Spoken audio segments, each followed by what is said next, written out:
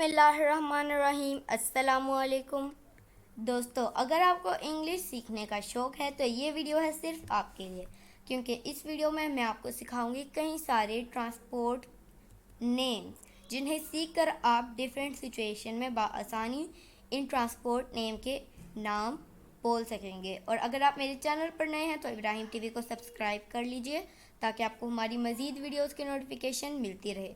तो चलिए शुरू करते हैं।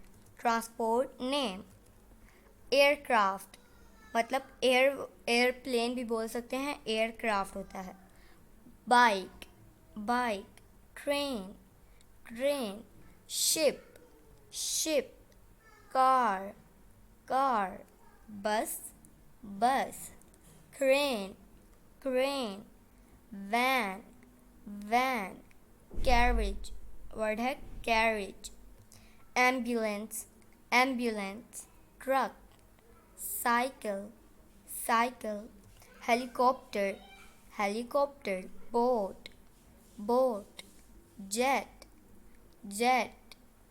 Metro train, police car, taxi और कैब। तो ये था फ्रेंड आज का हमारा लेसन। वीडियो पसंद आई हो तो इसे लाइक करें, चैनल को सब्सक्राइब करें। आपसे मिलेंगे अगली नेक्स्ट वीडियो में, तब तक के लिए अल्लाह हाफिज़।